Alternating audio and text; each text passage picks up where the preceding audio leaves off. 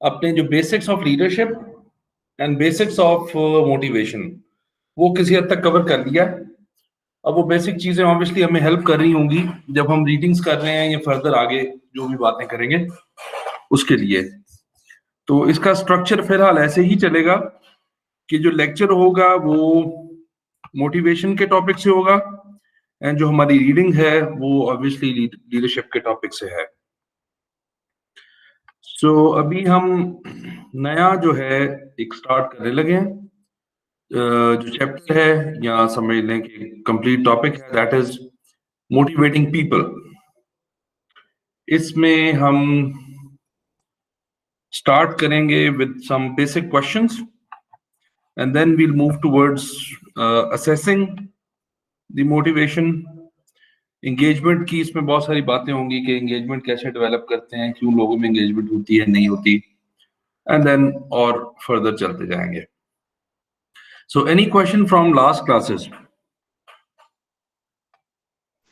Sir वो बस एक रिक्वेस्ट की थी कि अगर ताकि आप गूगल उस पे क्लासरूम पे वो लिंक्स वगैरह अगर शेयर कर दें जो लास्ट क्लास वगैरह का, जैसा लास्ट क्लास में सर वो बहुत सिग्नल्स के इशू थे तो वो डिस्कनेक्शन भी हो गया था, ताकि क्लास में आने से पहले हम लोग उसको अगर कोई डिस्कनेक्ट होता है किसी का भी या कोई चीज़ रह जाती है तो वो रिकॉर्डेड लेक्चर में सुन लेंगे। कल तक आपको इंशाल्लाह जो है ना वो ये चीजें मिल जाएंगी। थैंक यू सर, बस वही था कि बस उसको देख लेंगे। नहीं वो इंशाल्लाह मिल जाएंगी, कोई ऐसा इशू नहीं। सो मोटिवेटिंग पीपल,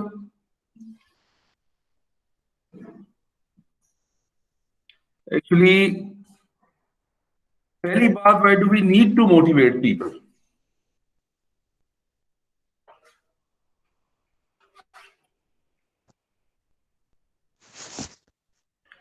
तो जैसे मैंने कहा, will start with some questions. The first question is why do we need to motivate people,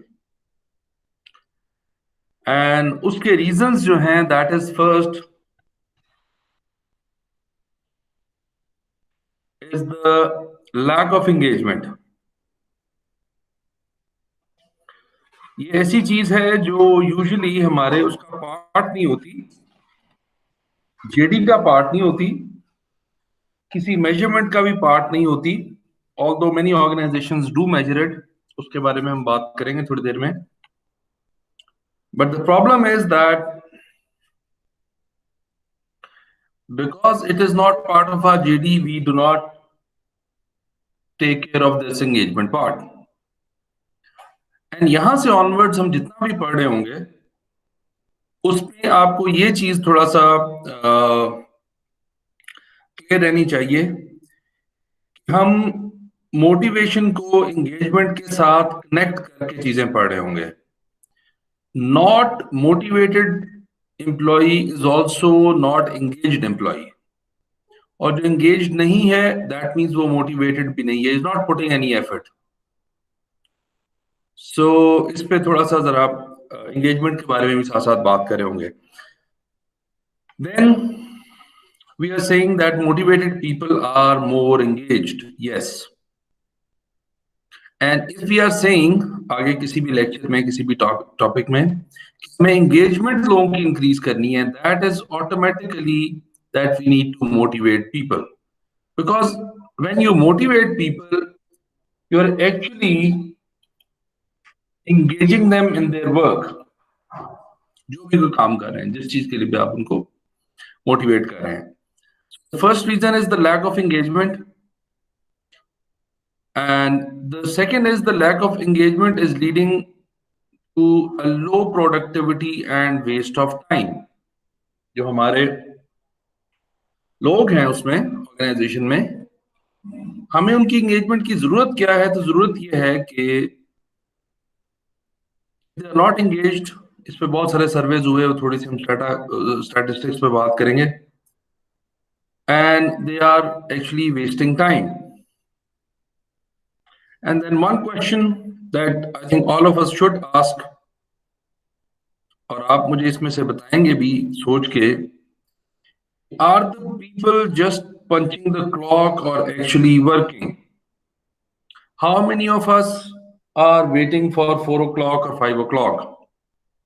or for the 40 or 50 hours, and how many people are actually working. So this is a question जो कि problematic है. And then we also talked about in our previous lectures that it is kind of acceleration, because you actually change the speed of doing something if you're motivated. And then we also talked about speed versus time in relation to the motivation concept. So anything from here? Any question, anything?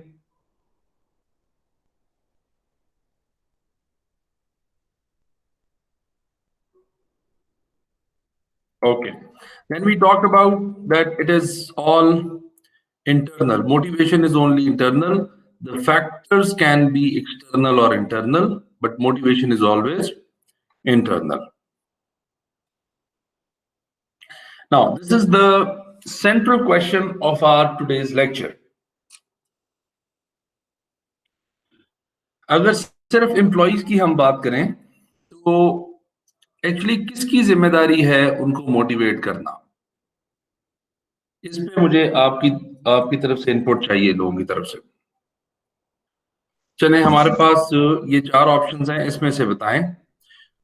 Who thinks के individual की अपनी responsibility है कि वो motivate हो या अपने आप को करे?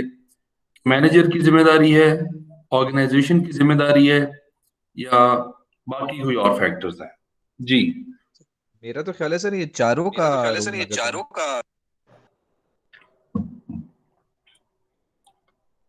आप कह रहे हो चारों का कॉम्बिनेशन जो है वो ठीक रहता है. ठीक है, गुड. और सर प्राइमरीली तो प्रोबेबली कि आपकी अपनी ही जिम्मेदारी है, क्योंकि आपने काम करना है, आपके ऑब्जेक्टिव्स हैं, and you will be held accountable for those things ना. तो अगर आपने नहीं किया होगा, आप मोटिवेटेड नहीं होंगे, तो उसके रिजल्ट के ऊपर आपका इम्पैक्ट आ रहा होगा. लेकिन यस, इसीलिए आपके ऑर्गेनाइजेशन और सुपरवाइजर्स जो हैं, ऑर्गेनाइजेशन में आपके सुपरवाइजर्स या मैनेजर्स जो हैं, उनको भी दिखा होता है. मतलब फॉर इंस्टेंस सिंपल ये चीज है कि अगर मेरा मैनेजर है और उसको 3-4 मैनेजर्स रिपोर्टिंग है, 3-4 बंदे रिपोर्टिंग है, तो वो हर एक को अपनी एनर्जीज इक्वली यूटिलाइज नहीं कर रहा होगा. जो सेल्फ मोटिवेटेड होंगे प्रोबेबली वो उनकी मोटिवेशन के लिए इतना ज्यादा स्ट्रगल नहीं कर रहा होगा जितना उनके लिए. मतलब फिर जहाँ चीज लैक हो रही होती है वहां फिर आपका जो है ऑर्गेनाइजेशन या मैनेजर जो है वो स्टेप्स लेना शुरू कर देते हैं. ठीक हो गया. सो आपके मुताबिक जो है it is more of the individual responsibility. ठीक है जी, बाकी लोग? सर मेरा ख्याल है कि ऑर्गेनाइजेशन प्लेटफॉर्म देती है ऑफ कोर्स, और एम्प्लॉइज की लेवल के ऊपर फर्क होता है कि वो इंटरनली मोटिवेटेड है या नहीं है. जिस तरह लास्ट टाइम भी एक दफा बात की थी मैंने, depends on the nature of the job as well. अगर आप मिडिल मैनेजमेंट या हायर मैनेजमेंट में हैं तो इट्स एक्सपेक्टेड कि आप इंट्रिंसिकली मोटिवेटेड हों. आपको एक्सटर्नल मोटिवेशन की शायद इतनी जरूरत ना पड़े, because you are already being getting paid for the authority and the responsibility that you are being given. तो उसमें एक्सपेक्टेड होता है कि इंटरनली मोटिवेटेड इंसान होना चाहिए. बहरहाल जो आपकी लोअर स्टाफ लेवल जॉब्स हैं, उनकी नेचर ऑफ जॉब्स ऐसी है कि वो बाय नेचर इतनी मोटिवेटिंग नहीं होती. उनके लिए मेरा ख्याल है कि आपके सुपरवाइजर को जरा एक्स्ट्रा माइल जाना पड़ता है in order to keep them motivated. ठीक हो गया. So that means organisation. I think sir इसमें वो जो आपने पिछले लेक्चर में बताया था लोकस ऑफ कंट्रोल, वो भी इसमें बड़ा इन्फ्लुएंशियल होगा कि जो लोग तो जिनको लगता है कि एक्सटर्नल एनवायरनमेंट आर रिस्पांसिबल और they have some part to play in our success और फेलियर, तो वो तो मैनेजर्स और ऑर्गेनाइजेशन की तरफ देख रहे होंगे. लेकिन जिनका centre locus of control internal है, वो अपने आप पर ही डिपेंड करेंगे इनकरेजमेंट के लिए. इंडिविजुअल्स अपनी जिम्मेदारी है.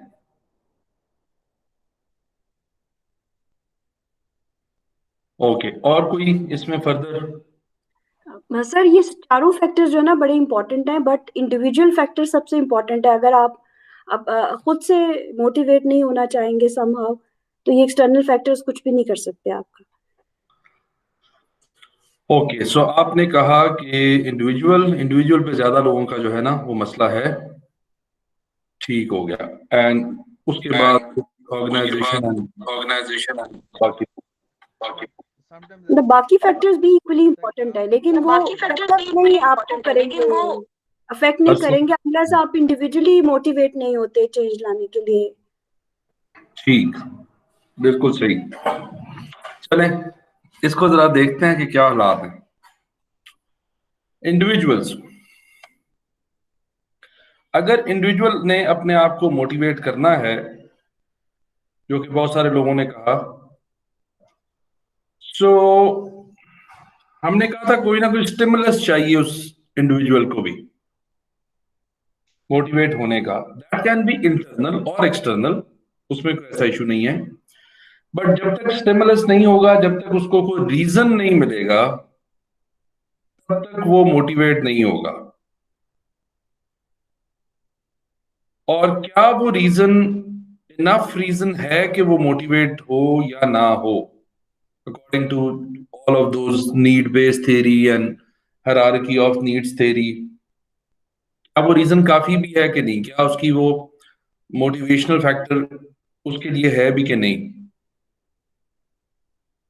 कोई ना कोई उसको रीजन प्रोवाइड करेगा, ज्यादातर इफ इट इज एक्सट्रिंसिक, तो वो कहां से आ सकते हैं।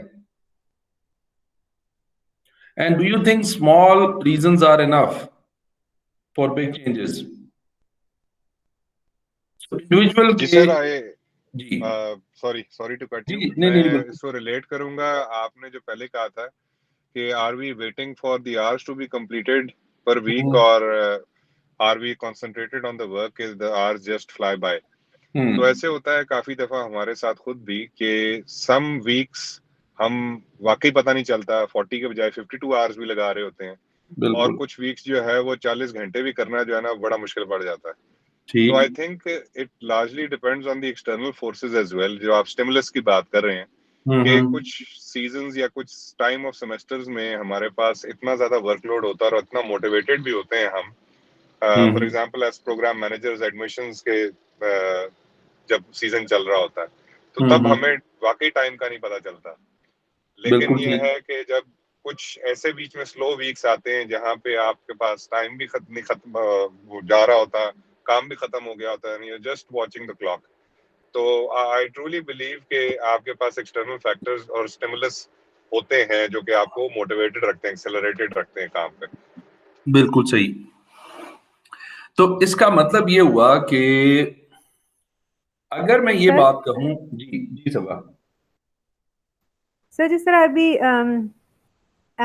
असलम सर ने बात की है, फॉर इंस्टेंस प्रोबेबली कई दफा काम इटसेल्फ बहुत बड़ी मोटिवेशन होता है। मतलब जैसे ठीक। सर ने कहा है ना, I can actually relate to that कि कई दफा आप रात के 12-12 बजे भी ऑफिस में बैठे हुए काम कर रहे होते हो, लेकिन फॉर सर्टेन टाइम्स इतना अरसा काम करने के बावजूद भी there are certain days, certain times, certain periods, आपके कोई एक बहुत लंबा स्पैन आ रहा होता है जिसमें आप अपना बड़ा यूजलेस सा फील कर रहे होते हो कि यार मैं क्या कर रहा हूँ, क्यों कर रहा हूँ।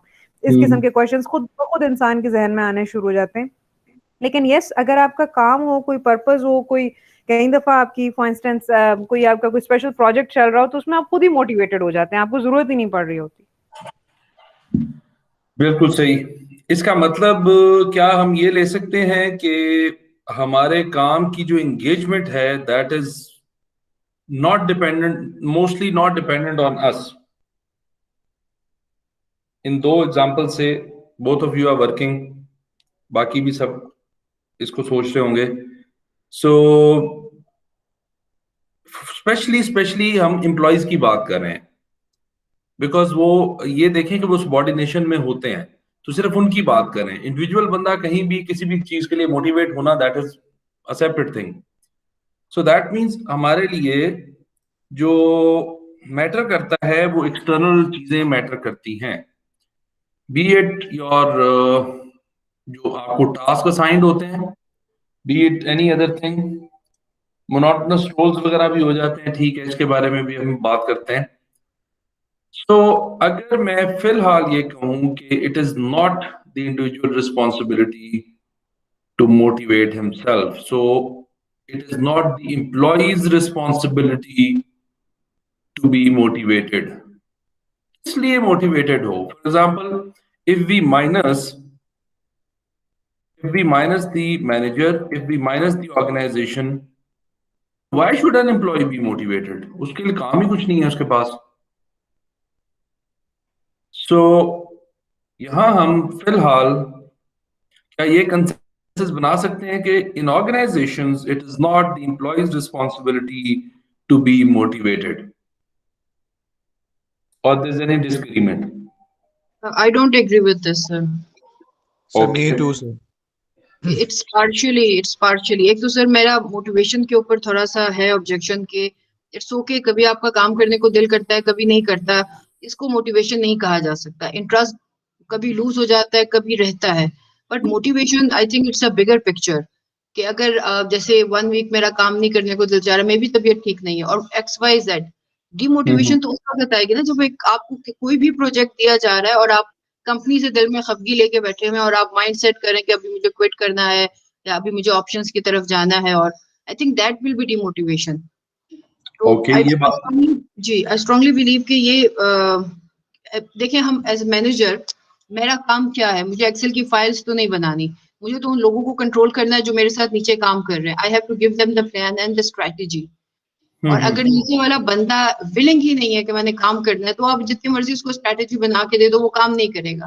बट हाँ, वो आदमी कि जो काम करना चाह रहा है और वो चाहता है कि एक्सेल की शीट के ऊपर कुछ लिख के मुझे दे दिया जाए, वो मोटिवेट हो जाएगा।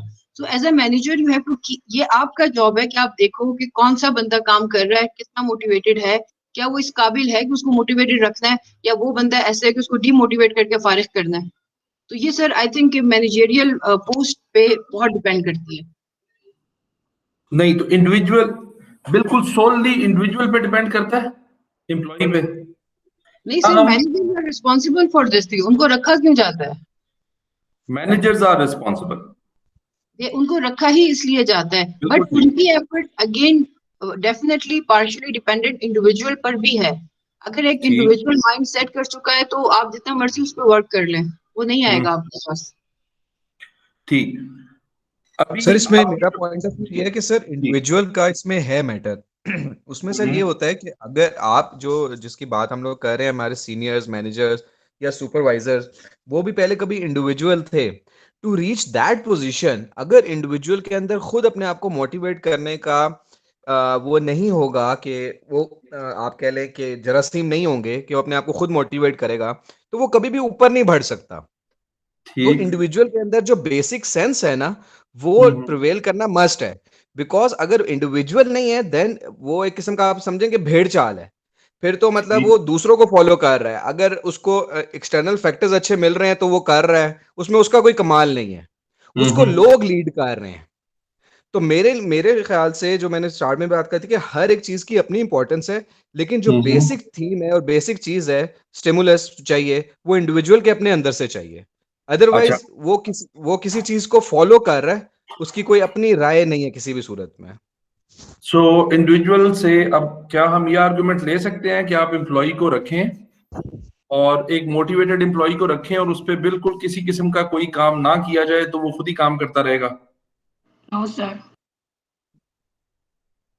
जी अब बकर। सर नहीं, डिपेंड करता है कि अगर आपके पास ऐसा मोटिवेटेड एम्प्लॉय है और उसको आपने एक दो चीजें बता दी हैं कि यार तुमने ये काम करना है, और उसके अंदर सेंस, मतलब सर बेसिक चीज जो आपके अंदर आती है ना, जब आपने ग्रोथ आप फोर्स ही कर रहे हो कि यार आफ्टर 4 इयर्स, 5 इयर्स, 10 इयर्स या इस प्रोजेक्ट के बाद मैंने अपने आप को उस रोल पे देखना है, तो देन आप कहते हैं कि सेल्फ आप एग्जीक्यूशन में चले जाते हैं। आप अपने आप को खुद मोटिवेट कर रहे होते हैं, आपने खुद अपने टारगेट सेट किए होते हैं, और वही टारगेट आप अचीव करने के बाद आप सेकंड टारगेट पे जाते हैं, फिर थर्ड पे जाते हैं। तो उसके लिए आपको मिनिमल मिनिमल सुपरविजन चाहिए, और वो भी उस लिहाज से सुपरविजन चाहिए होती है कि ऑर्गेनाइजेशन का जो विजन है वो बस आपको थोड़ा थोड़ा बताया जा रहा होता है कि यार अच्छा बस इस एंगल पे आपने जाना है। वो आपको एक चीज कम्युनिकेट की जा रही होती है with respect to only vision.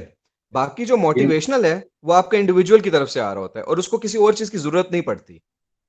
I think sir इसमें हम एक चीज और क्लियर कर लें कि क्या हम बात कर रहे हैं एक एवरेज लेवल के ऊपर लोगों की, या हम इसमें एक्सेप्शनल केसेस भी ले रहे हैं? क्योंकि अगर हम ये बात करते हैं कि कोई बहुत ही हाईली मोटिवेटेड बंदा आ गया, उसको सुपरवाइजर ठीक नहीं है, तो उसका तो प्लान ही होता है कि मैंने सुपरवाइजर बनना है अगले 3 महीनों के अंदर।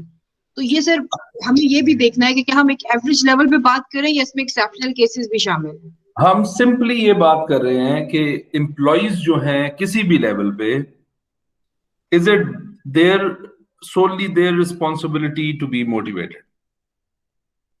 Organization is responsible, sir, in my view. Okay. So चलें इसको आगे फर्दर जाके देखते हैं।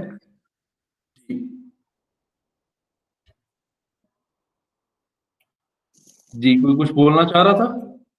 जी अली जी सर मैं जी सर मैं यहाँ पे ऐड करना चाहूँगा कि जो आपका क्वेश्चन था कि एम्प्लॉइज कैन मोटिवेट हिमसेल्फ, तो यस ही कैन, कि अपने आप को वो सेल्फ मोटिवेशन कर सर। डेफिनेशन नॉर्मली हम देखें मैनेजमेंट में तो वही परसिस्टेंस, एनर्जी और ड्राइव है, वो अपने अंदर खुद भी किसी का लोकस ऑफ कंट्रोल इंटरनल है तो ही कैन, वो अपने अंदर उसको पैदा कर सकते। एबिलिटी उसको एक गोल्स दे दिए जाएंगे, उसको अपने टारगेट्स अचीव करने हैं। इट्स नॉट हिज रिस्पॉन्सिबिलिटी, उससे ये पूछा नहीं जाएगा कि तुमने मोटिवेटेड होके काम किया या डीमोटिवेटेड होके काम किया। करते हैं, हमने खुद भी किया है। लेकिन इट डज नॉट मीन कि कई बार हमें वो मोटिवेशन नहीं होती, कई बार हमने वो काम इतना ज्यादा हमारे पास पाइल अप हो चुका होता है या हमारे पास होता है, हम मोटिवेटेड लगे कि ये आपने आज करना है। तो सर उसमें जिम्मेदारी नहीं आती। आई डोंट थिंक कि उसमें आपकी जिम्मेदारी है कि आपने खुद को मोटिवेट करना। किसी जेडी में या किसी जगह पे भी आपकी मोटिवेशन चाहिए, लेकिन मोटिवेशन अब उसकी जिम्मेदारी में शामिल नहीं कर सकती। आपने उससे काम लेना है, आराम से उसको इतनी ज्यादा मोटिवेशन की जरूरत ना हो, वो अपनी प्रोडक्टिविटी हाई रख सके, वो एंगेज रख सके। लेकिन सर मैं ये इस बात को समझता हूँ कि वो आपकी अपनी जिम्मेदारी नहीं है, वो it's the responsibility of your managers and your organisation. ठीक हो गया, कर वो सकता है, लेकिन उसकी जिम्मेदारी नहीं है। ठीक हो गया, बिल्कुल सही। तो चलें इसको ध्यान में रखें कि एक ये हमारे पास ऑप्शन है कि हम टोटली एम्प्लॉय भी रहें कि वो अपने आप को खुद ही मोटिवेट कर लेगा, उसको मोटिवेट करने की जरूरत नहीं है, सपोज कर रहे हैं हम। Then comes the organisation. Can organisation motivate people? So मैं पहले बता देता हूं फिर आपसे पूछता हूं। तो organisations can give benefits, fun working place, flexible hours, meaningful jobs, good working environment, and other things. Do you think all of these things motivate people? Yes, sir, I agree. Yes sir, ये सारे factor बहुत ये सारे factor motivate कर। इसमें एक और important चीज आती है, दैट इज एंगेजमेंट। आप अगर अपने एम्प्लॉयज को एंगेज कर लेते हैं विद यूनिवर्सिटी या आपके इंस्टीट्यूशन का जो भी आपका गोल अचीवमेंट है, वो भी मोटिवेट करता है कि उनको एक फीलर आता है कि उनको डिसीजन मेकिंग में उनको एम्पावर किया गया है कि वो डिसीजन मेकिंग में या कोई भी डिसाइड करना चाह रहे हो, सीनियर लेवल पे कोई डिसीजन को उसमें एंगेज किया जाए, तो समहाउ ये भी एक बहुत बड़ा मोटिवेटिंग फैक्टर होता है कि वो ऑटोमेटिकली ज्यादा अच्छा परफॉर्म करते हैं, नोइंगली कि they are part of that decision या जो भी गोल सेटिंग है या स्ट्रेटेजिक प्लानिंग है। तो आई थिंक वो फैक्टर भी बहुत बड़ा मोटिवेटिंग फैक्टर होता है। अच्छा। मैं यहाँ पे संदल के साथ डिसएग्री करूंगी। I have seen many people at the top management, और हमेशा डिजास्टर होता है अगर आप लोगों को इन्वॉल्व करना शुरू कर देते हैं डिसीजंस में। होता है क्या है कि जो अगर सीनियर मैनेजर है और वो बोर्ड ऑफ डायरेक्टर्स की किसी मीटिंग में बैठ गया या किसी फैसले का पार्ट बन गया, तो 3 महीने के बाद जो है वो भूल जाता है कि मैं सीनियर मैनेजर हूँ एंड ये मेरा काम है, डिसीजन लेना मेरा काम नहीं है। सो आई स्ट्रांगली बिलीव कि engagement of the employee in strategic decisions as per the उनकी रेटिंग के मुताबिक होना चाहिए। ठीक, सही हो गया। But the core question is, अच्छा चलें इसको मुझे दूसरे तरीके से जरा आपसे करने दें। क्या अगर एक ऑर्गेनाइजेशन आपको अच्छे benefits, fun working place, flexible hours, meaningful jobs, working environment अच्छा दे दे, so all of them do you think are going to be motivated? जी sir. according to Abu Bakr, yes. Yes, sir. Okay. Sir How if I many? में How many? जी. मैंने कहा ये demotivation को रिमूव करेंगे जो हमने थ्योरी में पढ़ा था, आपकी जो हाइजीन फैक्टर्स हैं, जरूरी नहीं है मोटिवेट करें, लेकिन डीमोटिवेशन को जरूर रिमूव कर देंगे। ओके, ठीक हो गया, बिल्कुल सही। मुझे ये बात बताएं कि आप में से कौन सा बंदा ये कहता है कि उसकी ऑर्गेनाइजेशन में बेनिफिट्स ठीक हैं, it's a fun working place, flexible hours भी हैं, मीनिंगफुल जॉब्स भी हैं, वर्किंग एनवायरनमेंट भी ठीक है। आप में से कोई ऐसा बंदा है जो इन सारी चीजों पे मोर और लेस यस कह दे कि हाँ ये हैं चीजें?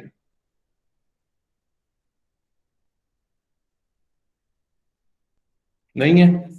Yes, sir. सारी नहीं है अस्सलाम। सर। सारी नहीं है मतलब बेनिफिट्स आपको ठीक मिल रहे हैं, मिल रहे हैं सर। फन वर्किंग प्लेस है? नहीं है सर। नहीं है। नहीं। Flexible hours? नहीं है सर। नहीं है। Meaningful jobs? है sir. Yes, sir. Working environment? है sir. So you can say 1 2 3 4, about 4 out of 6, ठीक है। असलान, आप को तो इतना मेरे ख्याल अच्छा रखा हुआ आपने से दो जगह से ज्वाइन किया हुआ आपने। सर मैं तो यानी कि सारी चीजों से एग्री करता हूँ जो इसमें मेंशन है, सारी कुछ मुझे मिल रही है अल्हम्दुलिल्लाह। आपकी आवाज फिर भी नहीं आ रही। मैं कह रहा हूँ जो कुछ यहाँ पे है ये सब कुछ अल्हम्दुलिल्लाह मुझे मिल रहा है, तो फिर मैं तो एग्री करूंगा ना सब चीजों से। ठीक है, आप अग्री करते हो। डन। Anybody else?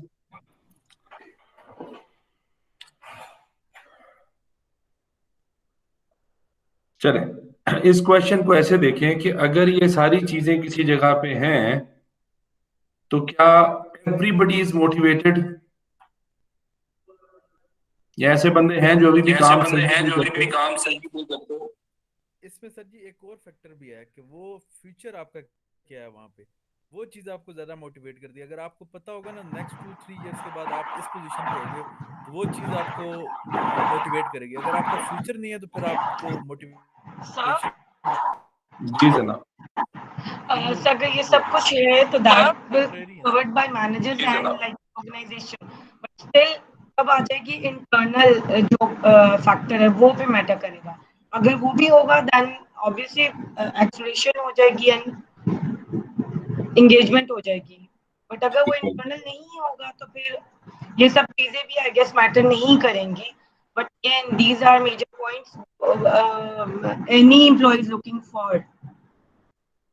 ठीक हो गया। So they have their own importance, but literature actually ये कहता है कि ये सारी चीजें होने के बावजूद भी there are people who even want to be motivated but are not motivated. So issues हो सकते हैं। नेक्स्ट उस पे मजीद देखते हैं कि क्या ऑप्शन है हमारे पास। Now, can managers motivate people? Managers interact with employees more frequently and shape up their work experience daily, sometimes more than once a day. So, according to literature and studies, the managers have a remarkable opportunity to connect with the employees and motivate them or boost their engagement. हम जो 4 चीजें पढ़ रहे हैं फिलहाल, although all points are well taken, और थोड़ा सा हमने देखा भी कि ज्यादातर लोगों ने इंडिविजुअल्स एंड ऑर्गेनाइजेशन को वो किया है, but in businesses and organizations, I think they share the most responsibility to motivate their employees. Individual, yes, उनमें कुछ चीज होगी तो वो मोटिवेट होंगे and all those things are fine. Organization can do certain things and हर चीज नहीं कर सकती. The human element that is involved with you is your manager. Manager का मतलब यहाँ ये है आपका जो लाइन मैनेजर है, आपका जो इमीडिएट बॉस है, जो बिल्कुल इमीडिएट सुपर ऑर्डिनेट है आपका, वो जो भी हायरार्की में उसमें आता है, उस पे बहुत ज्यादा डिपेंड करता है कि वो मोटिवेट करे लोगों को। Now just think of one thing, एक दिन में जितनी भी वर्क थॉट्स आती हैं आपको टास्क रिलेटेड, उसमें how many are derived or suppressed by your line manager or your direct manager,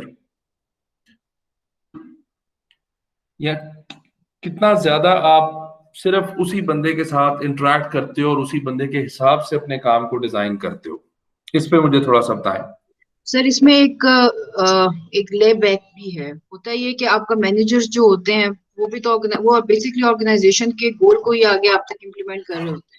तो अगर आपने ठीक है, you are depending upon your line manager for the motivation and due to some reason if that line manager is demotivated, तो आगे के आपके 4 बंदे डिमोटिवेट हो जाते हैं। बिल्कुल ठीक हो गया, दैट मीन्स उस लाइन मैनेजर का मैनेजर नहीं ठीक।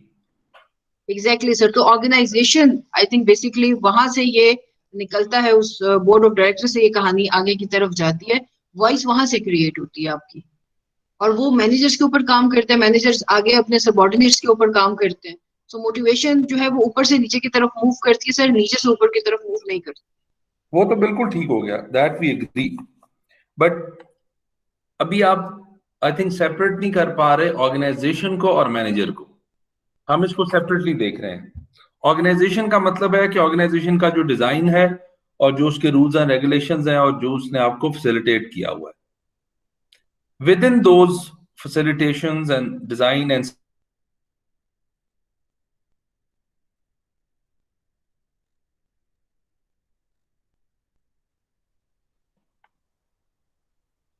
इसको थोड़ा सा इस तरफ से देखें। पेरेंटिंग एंड ऑर्गेनाइजेशन, जो अपने बच्चों के मोटिवेट करने का तरीका है, उसमें अगर आप ये सोचें कि पेरेंटिंग जो है दैट इज द मोस्ट, अगर पेरेंट्स हमें जो है वो नेसेसिटीज प्रोवाइड कर दें और हम अपने बच्चों को सिर्फ नेसेसिटीज प्रोवाइड कर दें, तो do you think they will be able to achieve their goals? नहीं सर, वो मुश्किल काम है।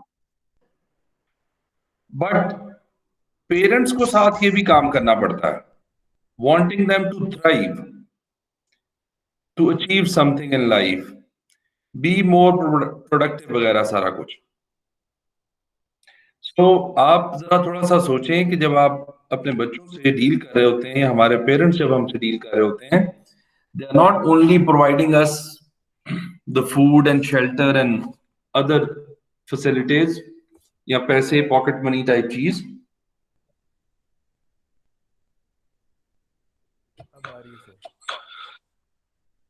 सो इसमें से we are in favour of this कि इसको एक्चुअली आपको मोटिवेट करना चाहिए, मैनेजर को। बाकी चीजें are important but major importance इसके पास है।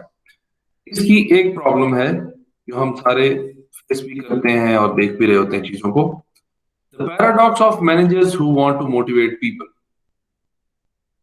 इनके लिए क्या प्रॉब्लम है कि जब रिवॉर्ड की बात आती है, many managers do not have control over many budgetary elements to increase salaries, give benefits or any other power over administrative matters related to employees। बहुत दफा आपने देखा होगा कि आपका मैनेजर जो होता है वो आपके लिए शायद कुछ करना चाह भी रहा होता है, but he or she is helpless। Sometimes you are also helpless to do something for your subordinate, because organisational problem जो होती हैं या ऑर्गेनाइजेशन के रूल्स एंड रेगुलेशंस होते हैं, दे matter a lot. So manager actually 100% उसके पास पावर नहीं होती कि वो कर सके। Therefore it is important to learn how to motivate people beyond monetary factors. तो यहां आके एक्चुअली हमने ऑर्गेनाइजेशन को कंप्लीटली खत्म कर दिया है कि मॉनेटरी फैक्टर्स, वही जो बात हमने पहले भी की, आज भी दोबारा फिर रिपीट हुई कि मॉनेटरी फैक्टर्स आपको शायद एक टाइम तक मोटिवेट करते हैं, हाइजीन फैक्टर्स होते हैं आपके डिससेटिस्फैक्शन रिमूव करते हैं, बट इसके जब भी हम मोटिवेशन की बात करते हैं, जहां भी पढ़ते हैं या पढ़ते तो नहीं, जब भी बात करते हैं, always we talk about the monetary things. ये तो वैसे ही लिमिटेड है, आपकी सैलरी साल में एक दफा बढ़ सकती है, 2 दफा बढ़ सकती है, और क्या हो सकता है? You can not make more than your CEO, possible नहीं है। बेनिफिट्स आपको कितने मिल जाएंगे? There is a limit to it. इसलिए how can managers motivate people beyond monetary factors, उसको हमने मेनली आगे लेके चलना है। इस काम को करने के लिए हमें क्या एक्चुअली करना चाहिए? Where to begin from. And यहाँ सबसे बड़ा चैलेंज हमारे लिए जो आ जाएगा, जो भी बहुत सारे लोग कुछ टाइम में जाकर क्वेश्चन करेंगे, which is the bad news that human behavior is very, very complex. To understand your employees is not an easy job. But the good news is that you can learn it. And जैसे शुरू में हमने बात की थी, remember, if you want to motivate and engage people to improve productivity and other metrics, understand that engagement is not something that you can do to your people, but it is the context that you create in which people are inspired to bring their best and full selves. So it is not something that you do, it is actually the context that you create. So isko dekhte hue, how are we going to go about it? We need to start with 2 steps. The first step is to understand the research, previous research kya kehti hai about motivation. And then the second thing is to take the individualized approach. जैसे हमने शुरू में बात की थी कि हर किसी का मोटिवेशन फैक्टर जो है दैट इज डिफरेंट। आज का लेक्चर और कुछ आगे जो चीजें हैं वो हमारी इन चीजों पे चलेंगी। So first, understanding the research.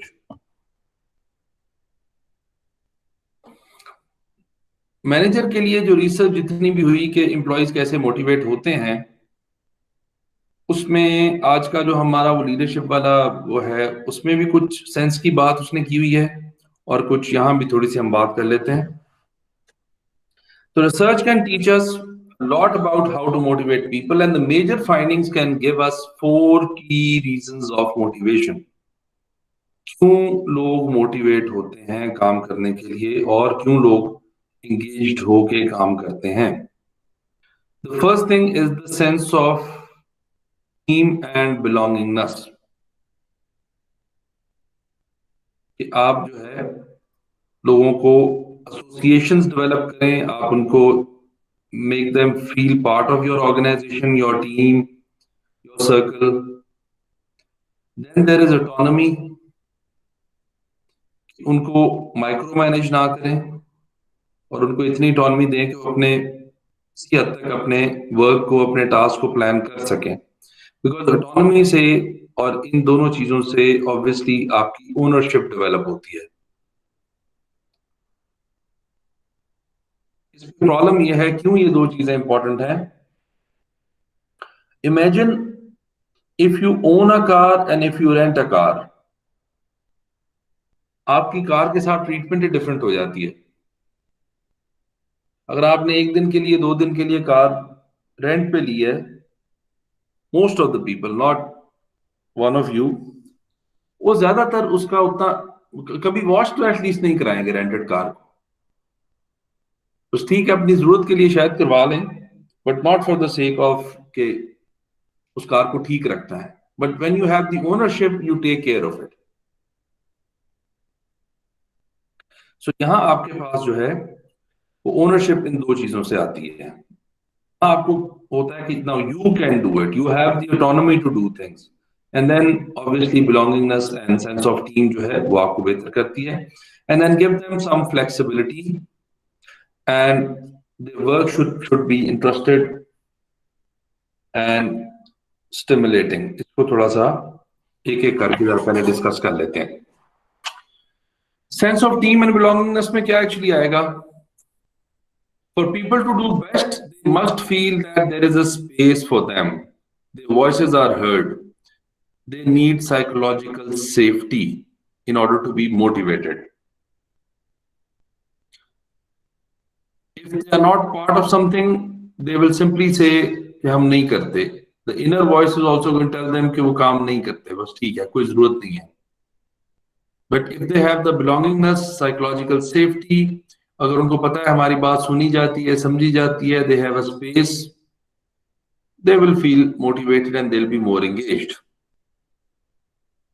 And then everyone wants to bring their best at workplace if they think they are part of something bigger than themselves or work. So if they are thinking that they are part of the work, और उसके साथ उनका stake है, they are involved, they are there, तो then they will feel motivated. Therefore, it is important to create a shared sense of why on the teams or on people, on the organizations. जहाँ आपने individualized approach इस sense में ली कि किसी को भी आपने कॉर्नर किया या खुद कॉर्नर हो रहे हैं, तो वहां आपकी टीम को या आपकी जो ऑर्गेनाइजेशंस हैं, जो आपके एम्प्लॉइज हैं, वो कोई काम नहीं करेंगे. They will not be that much engaged. So the first thing is sense of shared values and shared why. इसमें सर ओनरशिप भी आ जाती है जब हम एम्प्लॉइज को ओनरशिप देते हैं टुवर्ड्स बिलोंगिंगनेस. Yes, belongingness जो है that creates ownership. ओनरशिप जी, Ownership create करती है ये. When you make them part of some project, some task or something, or the organization, वो खुद ब खुद उनमें generate करेगी ownership.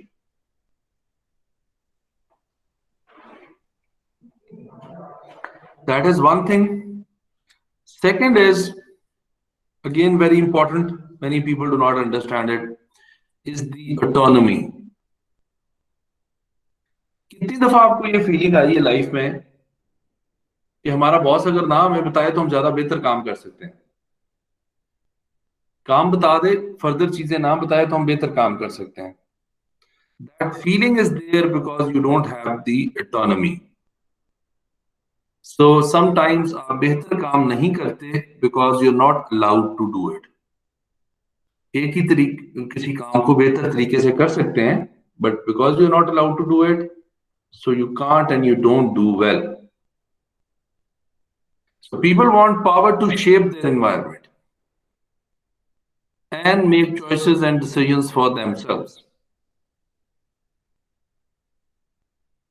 For example, आप किसी को उसका ऑफिस ही सेट करने दो अपनी मर्जी से, उसके आवर्स उसकी मर्जी से सेट करने दें, एंड उसको ऑटोनॉमी दें चीजों में, तो देन दे स्टार्ट इनिशिएटिंग. अगर आप हर बात पे उनको रिजिडिटी दिखाएंगे और बिल्कुल भी ऑटोनॉमी नहीं होगी उनके पास, तो then they will have problems.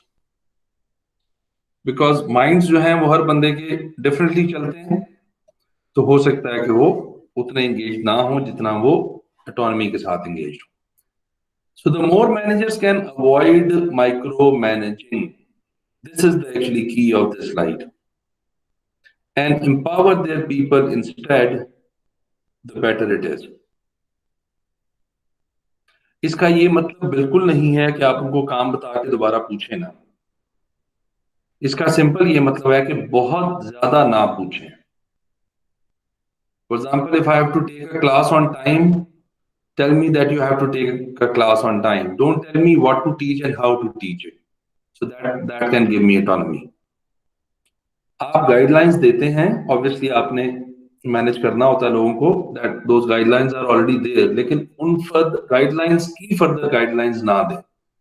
Give them some autonomy कि वो अपना डिसीजन कर सकें.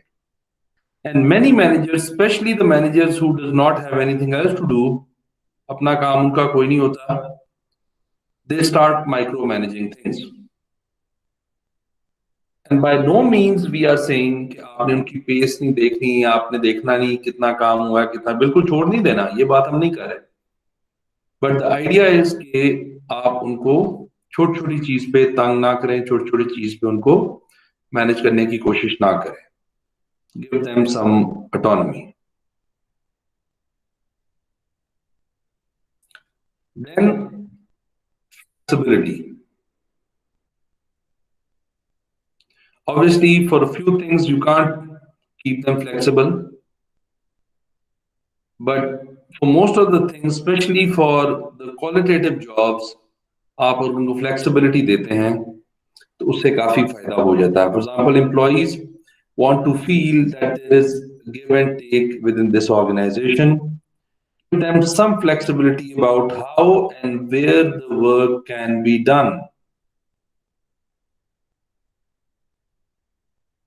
आजकल specially it is becoming true, और लोगों ने बहुत सारों ने एक्सरसाइज की कोविड में कि काम जो है वो घर बैठ के भी हो सकता है। एंड अब आहिस्ता आहिस्ता work from home to work from anywhere concept आता जा रहा है। एंड ठीक है, लोग उसी तरह काम करते रहे। Some people even work more, some people became very very productive. अपने एक्चुअल काम के साथ साथ उन्होंने कई और काम किए, एडेड रिस्पॉन्सिबिलिटीज अगर मिली तो वो भी उनको भी हैंडल कर लिया, कोई ऐसा इशू नहीं रहा, बिकॉज आपने उनको थोड़ी सी फ्लेक्सिबिलिटी दी है। For example, you can also try something new, listen and shape the work pattern for your employees. At least उनसे तो पूछे जो काम कर रहे हैं, हो सकता है they have a better way of doing things. तो इतनी फ्लेक्सिबिलिटी जो है वो उनको होनी चाहिए। The findings say that if people want to try something new, let them, even if it goes beyond the normal course of business. आपने आज वाले आर्टिकल में देखा है कि over manage and under led organisations, कई दफा बड़े अच्छे डॉक्यूमेंट्स, बड़ी अच्छी चीजें, बड़े अच्छे रूल्स एंड रेगुलेशंस, बड़े अच्छे बेनिफिट्स, काम नहीं हो रहा होता, बिकॉज वहां ये इशू आ जाता है मोटिवेशन का, अंडरस्टैंडिंग ऑफ पीपल का, मे बी फ्लेक्सिबिलिटी का, मे बी इतना रिजिड स्ट्रक्चर होता है कि ऑटोनॉमी बिल्कुल जीरो हो जाती है, हर चीज फॉर्मलाइज्ड हो जाती है, हर चीज माइक्रो मैनेज हो रही होती है। एंड देन इसमें सर जी कोई और बोल रहा था। जी को बोलना चाह रहा? जी जी सर, इसमें बेसिकली जितनी आपकी क्रिएटिव जॉब्स होती है उसमें फ्लेक्सिबिलिटी इज वेरी इंपॉर्टेंट, क्योंकि जितनी फ्लेक्सिबिलिटी होती है प्रोडक्टिविटी बढ़ जाती है। क्योंकि जो लोग क्रिएटिव जॉब्स कर रहे होते हैं वो 9 to 5 में क्रिएटिव नहीं होते। Some people are more productive in different time. तो अगर Yes. आप उनको फ्लेक्सिबिलिटी दे देते हैं तो उसका अल्टीमेट जो ऑब्जेक्टिव है या जो भी ऑर्गेनाइजेशन का, वो उसकी प्रोडक्टिविटी बहुत ज्यादा हो जाती है। बिल्कुल, वो फिर अदरवाइज जो है ना वो पंचिंग द क्लॉक वाला इशू हो जाता है ना। वहां पे वो उनकी आउटपुट वो नहीं रहती। फॉर एग्जांपल जैसे कॉल सेंटर्स हैं, ऐसी जॉब्स हैं, उनके लिए तो ठीक है, आपके time matters a lot, but जहाँ पे आपके क्रिएटिव वर्क्स आते हैं, आप वहां पे फ्लेक्सिबिलिटी बहुत मैटर करती है। वो आपकी जॉब को बूस्ट करती है, आपको मोटिवेट भी रखती है, आपकी प्रोडक्टिविटी भी इंप्रूव होती है। बिल्कुल, उन चीजों में वहाँ बिल्कुल ये ऐसा सब होता है। बहुत अच्छा टाइम सर, इसमें क्रिएटिव के साथ साथ एक हम लोग सेल्स का भी डाल सकते हैं। जिस तरह हमें हमारा होता है, बॉसेस कहते हैं यार मुझे नहीं कंसर्न तुम 9 बजे आते हो, 10 बजे आते हो, 11 बजे आते हो, मुझे इतने मिलियंस का टारगेट चाहिए। बिल्कुल वो ऐसे तुम ही। अगर एक दिन में करके दे दो, वेल एंड गुड, 29 दिन याशी मारो, ठीक है। हाँ 5 दिनों में कर लो, 25 दिन याशी मारो, मुझे तुम्हारे आने जाने से कोई कंसर्न नहीं है। बिल्कुल ठीक। सो फ्लेक्सिबिलिटी में काम हो जाते हैं फिर, अनलेस के बहुत ही हालात खराब हों, वो भी हम थोड़ी देर में देखते हैं। But yes, flexibility is something that can boost the engagement and boost the motivation. आपको हो सकता है कई दफा थोड़ा सा अपने business, normal course of business से जो रूटीन है या जो आप समझ रहे हैं कि पुरानी चीजें ठीक हैं, उससे थोड़ा सा आउट होना पड़े, हो जाए, कोई ऐसा इशू नहीं है, as long as you think के काम ठीक हो रहा है. Flexibility is there, then we need stimulating work.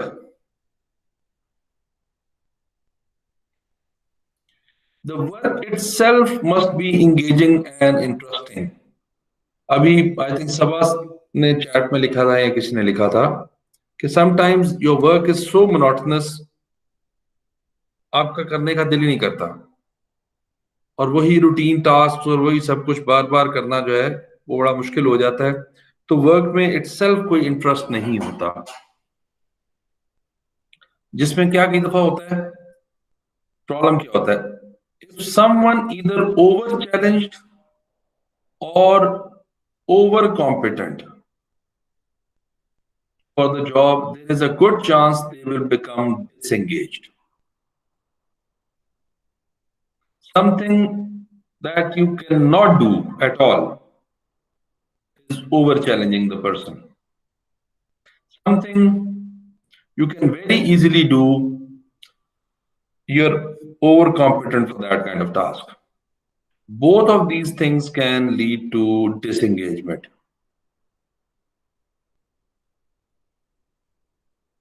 इसलिए जो stimulating work है, it is a balance of challenging हो, but competence की reach में भी हो कि आप कर भी सकते हैं कि नहीं. So इसमें सर findings इसमें आपने हमें लास्ट HRD की कोर्स में पढ़ाया था कि there has to be right person for the right job. Sometime ऐसा भी होता है कि जो बंदा जिस डेजिग्नेशन के लिए या जिस पोस्ट के लिए अपॉइंट हुआ होता है वो उसके लिए he is not fit for that position, तो वो अल्टीमेटली ना तो उसको उसका काम मोटिवेट करेगा, ना ही वो अपनी प्रोडक्टिविटी दे पाएगा. तो हायरिंग पर्सपेक्टिव भी बड़े इंपॉर्टेंट होते हैं. जी, कई दफा हम ओवर क्वालिफाइड बंदा रख लेते हैं, उसके गोल्स या उसकी जो स्किल्स हैं वो मैच नहीं कर रही होती with the work that he और शी इज डूइंग, जिसकी वजह से आपको प्रॉब्लम होती है. पता नहीं आप लोग ये फेस करते हैं कि नहीं, बहुत ऑर्गेनाइजेशंस आजकल स्पेशली ये फेस कर रही हैं, और बहुत अच्छा ये लोगों के साथ भी बड़ा इशू आ रहा है. ये भी कभी अगर आप नोट करें कि कई दफा बहुत ज्यादा एकेडमिकली पढ़ जाना भी प्रॉब्लम हो जाता है. आप छोटे मोटे काम को हाथ ही नहीं डालते, ऑल्दो वो कॉम्पिटेंट होते हैं या नहीं होते, दैट्स अ सेकंड थिंग, लेकिन वो समझते हैं कि हमने मास्टर्स किया हुआ है और हमने एमफिल किया हुआ और हमने पीएचडी की हुई है, जो भी इस तरह की चीजें हैं, तो अब हम ये काम करें. और दूसरी सर तरफ आप रिस्क भी लेते हुए डरते हो, जितना ज्यादा आप पढ़ लेते हो ना सर, जी आप जी रिस्क लेते हुए भी डरते हो. क्योंकि जब हम लोग बैंक्स में देखते हैं जो मेजर बिजनेसमैन है, बाकी भी लोग भी एग्री करेंगे, उसमें सर ज्यादा पढ़ाई का कहीं से ताल्लुक वास्ता ही नहीं है बिजनेस के साथ. और उसके अंदर मेजॉरिटी लोगों का जो हमने देखा है, उनके बच्चे या पढ़े लिखे आ रहे हैं, लेकिन जो उनके फादर वगैरह या फोर फादर्स थे, उन सारों के पास किसी के पास एजुकेशन नहीं थी, अंडर मैट्रिक थे सारे, और उन्होंने रिस्क लिया, रिस्क लेके उन्होंने बिजनेस एस्टेब्लिश किया. तो ये रिस्क का बहुत बड़ा फैक्टर आ जाता है, पढ़ाई आपको थोड़ा डरपोक बना देती है सर. हाँ, वो एंटरप्रेन्योरशिप के हिसाब से वो भी बिल्कुल सही बात है कि ये भी प्रॉब्लम्स आ जाती है. दूसरा, फिर आप एक्चुअली मार्केट में आपकी वैल्यू कुछ भी नहीं होती, क्योंकि आपका काम का एक्सपीरियंस नहीं होता. लेकिन आप समझ रहे होते हैं कि आपने डिग्रीज कर ली हैं, तो शायद पता नहीं आप क्या चीज बन गए हैं, तो आपको तो बहुत ज्यादा पैसे मिलने चाहिए और बहुत ज्यादा लोग आपकी इज्जत करनी चाहिए, तो वहां भी थोड़ा मिसमैच आ जाता है. बहुत दफा आजकल एटलीस्ट हमने फेस किया कि कई दफा हम एमफिल लेवल के लोग रखते हैं for a job which is suited to maybe intermediate के बच्चे को with little skills, little trainings. ये लोग आपको बहुत जल्दी छोड़ के चले जाते हैं, और जितनी देर रहते हैं कंप्लेन ही करते रहते हैं, ये काम ठीक नहीं है, फायदा कोई नहीं है, इसका क्या है, ऐसे ना कर लें, वैसे ना कर लें. सो ये तो खैर थोड़ा सा वो सेपरेट हो जाता है, बट समटाइम्स आप इस तरह की जब चीजें करते हैं तो उसमें आपको वर्क जो है वो स्टिमुलेटिंग नहीं लगता, तो डिसएंगेजमेंट यूजुअली आ जाती है. Findings are that striking a balance between challenging people to learn and grow and giving them opportunities to use their strengths can help motivate them. जितना कुछ उनको आता है उससे थोड़ा सा चैलेंजिंग जॉब होगी तो वो बड़े अच्छे तरीके से करेंगे, उससे बहुत ज्यादा चैलेंजिंग जॉब होगी तो वो बिल्कुल डिसंगेज हो जाएंगे, या उससे बहुत कम चैलेंजिंग जॉब होगी तो तब भी डिसंगेजमेंट हो जाएगी। इंक्रीमेंटल इफेक्ट जो है ना वो आना चाहिए, एक जॉब के बाद दूसरी जॉब, तीसरी जॉब, स्मॉल वेरिएशंस में। एकदम से आप उनको कोई ऐसा टास्क ना दें, ऑब्वियसली कर तो जाएंगे किसी ना किसी तरीके से, बट ज्यादा चांसेस हैं कि वो इतना बड़ा रिस्क नहीं लेंगे। पे हमने पढ़ा भी था और दोबारा भी करते हैं, इनफॉर्म एंड ट्रांसफॉर्म, ये रखेंगे तो बेहतर है। इनफॉर्म मींस वो कुछ नया सीख रहा है और सीख के उसको यूटिलाइज भी कर रहा है, that is transform. For example, हम अगर कुछ चीज पढ़ रहे हैं आजकल और उसको यूटिलाइज भी कर रहे हैं, सो इंफॉर्मेशन तो आती जा रही है, sometimes you have a lot of information but you do not transform it. So यहाँ भी यही प्रॉब्लम आता है कि आप लोगों को जो है उसका बैलेंस आउट कर देते हैं, इनफॉर्म एंड ट्रांसफॉर्म का बैलेंस आउट हो जाता है। So work should be stimulating work.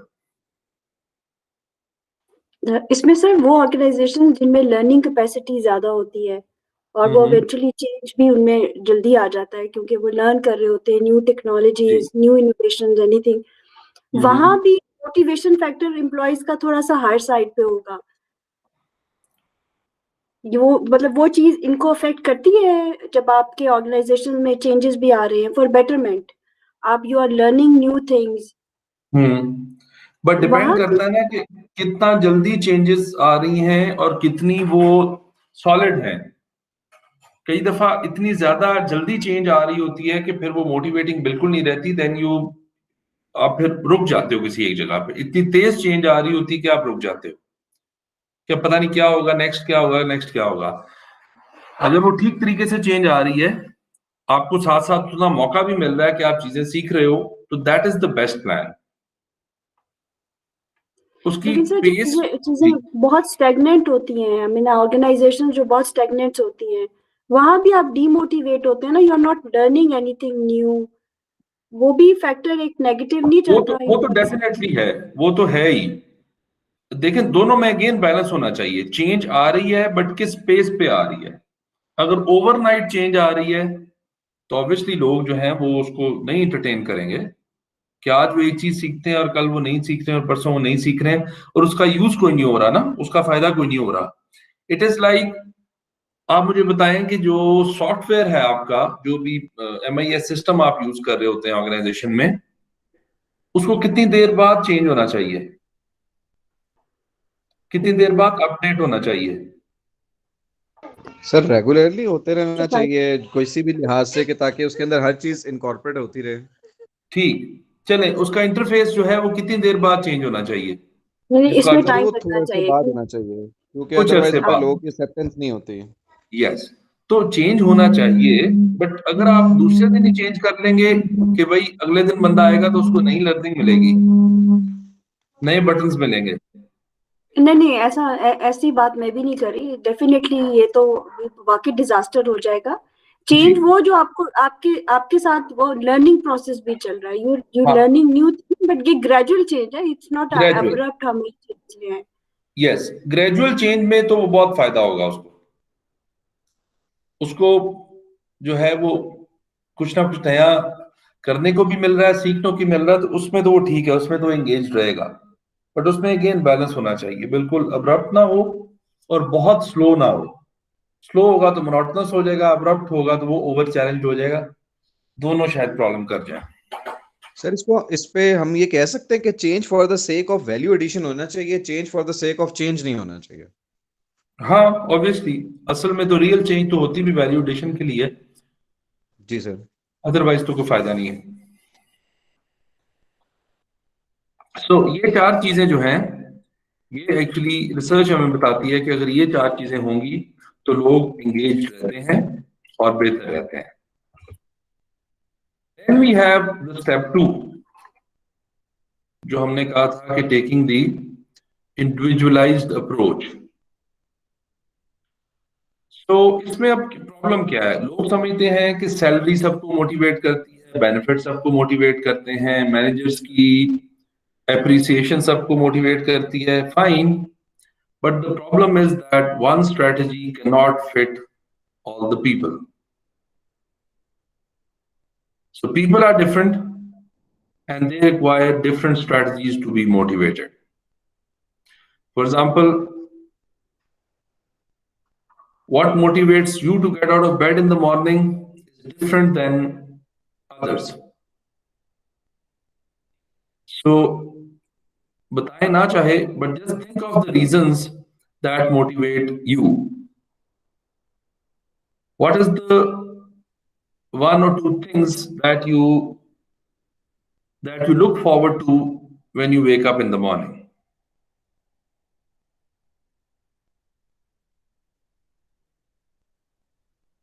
Some people wake up to exert power. कि मैं जाऊंगा इधर उधर ऑर्डर दूंगा लोगों को, ये हो जाएगा वो हो जाएगा. Some people wake up to achieve something. Some people might wake up to look good, to dress up and look good. Some people are waking up just to go to the organization so people praise them. So different चीजें, बिल्कुल different चीजें जो आपको motivate कर रही होती हैं. So every manager must find the core drives for each employee. There might be clusters. For example, clusters का ये मतलब है कि कुछ लोगों को अगर ये चीजें मोटिवेट कर रही हैं, कुछ ये फैक्टर है, तो हो सकता है 5-6 लोग इस फैक्टर में हों, 5-6 लोग इस फैक्टर में हों, 5-6 लोग इस फैक्टर में हों. But when we go individual to individual, then you can't say कि एक ही स्ट्रेटजी सब पे काम कर रही है. That is why the manager specially needs to find कि कौन सी चीज किस पे काम कर रही है एंड उस तरीके से उसको मोटिवेट करना चाहिए. जी, यहां तक किसी का कोई क्वेश्चन है तो बताएं.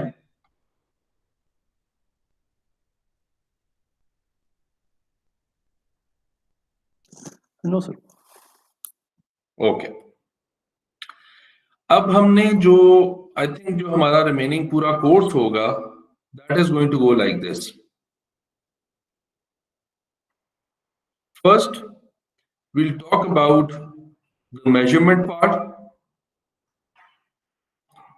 then we'll talk about research और research क्या कहती है, then we'll talk about the proven strategies for engagement जो motivational techniques होंगी, and then how to support employees growth and development so they are motivated. Then we'll also look at the burnout part, dark side of engagement जो सबसे ज्यादा उसको खराब करती है, and then how to create culture for engagement. So ये हमारे steps more or less आने वाले टाइम में यूज हो रहे होंगे. We'll start with this first one, that is to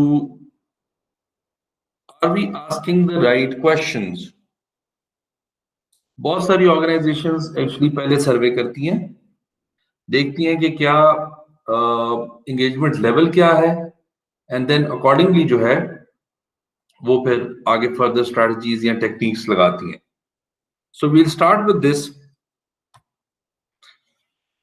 and the question is that how to assess engagement of your employees और team members. इसमें क्या हो रहा है, सर्वे रिपोर्ट करता है that only 13% of the employees are engaged in their work. ये global survey, सिर्फ 13% लोग are engaged in their work. And many companies have reported that engaged employees bring 20% more productivity than employees who are not engaged. So you can boost up your productivity 20% just by engaging people in their work. However, these companies do not have much clear idea about how to measure engagement. That is the problem. So mainly the performance appraisal is used to assess the engagement. हम सबको यही पता है. इसके अलावा तो बड़े कम लोग हैं जिनकी फॉर्मली या इनफॉर्मली मेजर किया जाता है कि कितना एंगेज्ड है वो. But that is the only, और अगर उसमें भी इसका पार्ट है तो the perceived side of the engagement, employee think they are engaged. इसको मैं जरा खत्म कर लूं स्लाइड को, then we'll talk about people telling you things they think you want to hear rather than what they really think is the issue with current measurement system. So, कितने लोगों की ऑर्गेनाइजेशन में एंगेजमेंट सर्वेज होते हैं?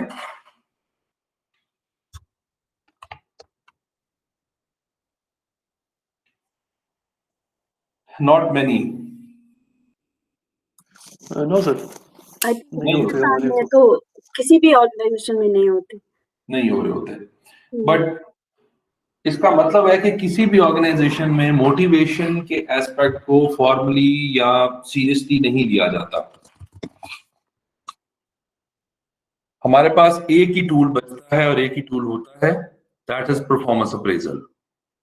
Most of the companies are doing this to fill the documents or to maybe benefit people who they like and punish people who they do not like. So ये इसी चीज के लिए ज्यादातर use हो रहा है. बट लेट्स से कि ये अगर यूज हो भी रहा है तो ये तो साल में एक दफा कहीं हो गया, ठीक है, कभी बहुत से मुलाकात होगी नहीं होगी. बट इसका सबसे बड़ा फ्लॉ ये है कि ये अगर हो भी रहा है तो हर एम्प्लॉय यही कहेगा और यही सोचेगा कि वो तो एंगेज्ड है, नॉट दूसरे वाला एंगेज्ड बट वर्क में एंगेज्ड है. So this is the other side, not the actual side. लोग आपसे बात ही वो करते हैं जब आप अप्रेजल इंटरव्यूज करते हैं, तो लोग एक्चुअली वो आपसे कहते हैं जो आप सुनना चाह रहे हैं, या आप अपने बॉस से वो कहते हो जो वो सुनना चाह रहा होता है. खत्म. आप असल बात तो कर ही नहीं रहे होते. हर इंटरव्यू में एक्चुअली सही बात तो हो ही नहीं रही होती, एक दूसरे को इंप्रेस करने के चक्कर में होते हैं. सो रियल मेजरमेंट इसकी होती ही नहीं है. देन क्या करें फिर? हम सर्वे नहीं करते चले भी, सर्वे के बारे में बाद में बात करते हैं कि क्या है. बट कैसे आपको पता चल सकता है कि कोई एम्प्लॉय एंगेज्ड है या नहीं है? Now we might have contradictions और conflict over these things, but थोड़ा बहुत हमें ये इंडिकेशन दे सकती है. For example, the amount of work that occurs outside of normal working hours, evening or weekends, is a good sign of discriminatory effort.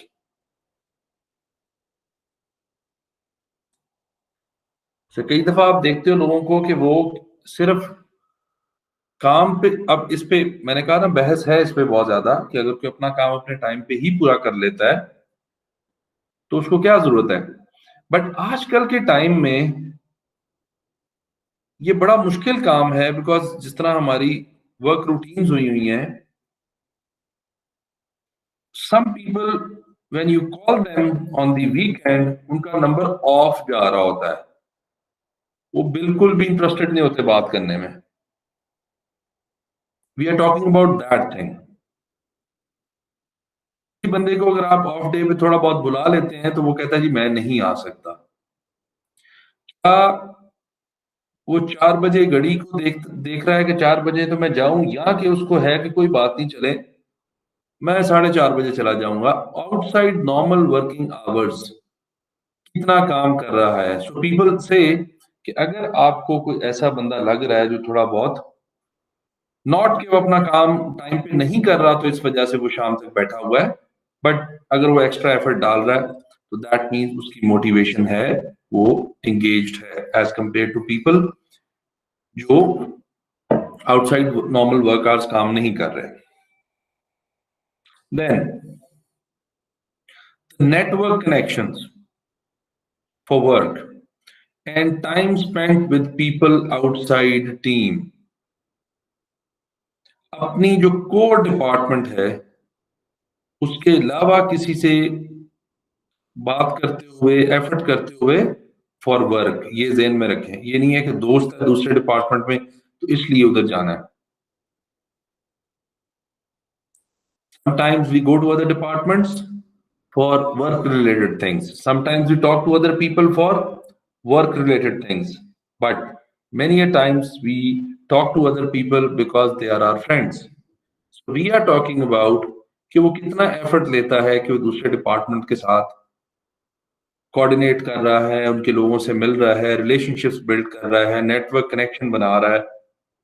That is also sign of engagement, or that is also sign of organizational involvement or task involvement or work involvement। कि उसका अपना कोई personal stake नहीं है but still वो लोगों से मिल रहा है। And then the percentage of participation in ad hoc meetings and initiatives।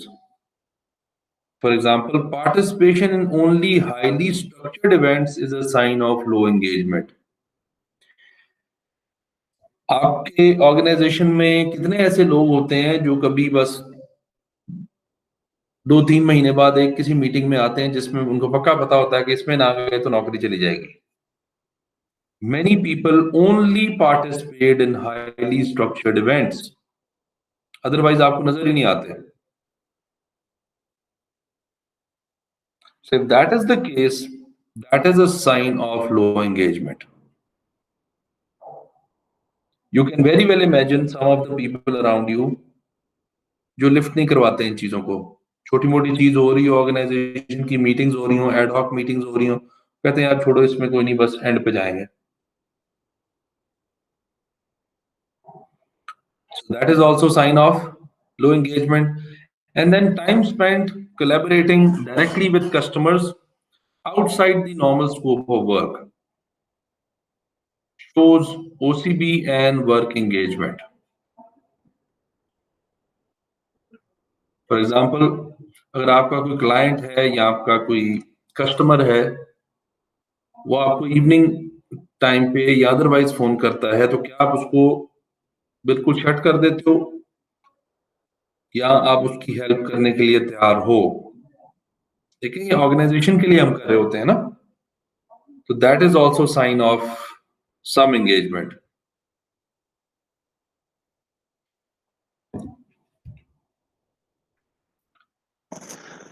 Actually sir जी जी सर यहाँ पे एक क्वेश्चन आता है मेरे दिमाग में स्पेशली कि सर कुछ लोग स्टार परफॉर्मर्स होते हैं, मतलब मैं अपने 1-2 कोलीग्स जानता हूँ जो डिपार्टमेंट में सबसे ज्यादा काम कर रहे हैं, but they are not available for let's say after 4 PM या 5 PM, कि वो उसके बाद अवेलेबल नहीं है। But the reason for that is कि वो अपना जो वर्क फैमिली या वो सॉरी वर्क लाइफ बैलेंस है उसको जो है वो बचाने की कोशिश कर रहे हैं।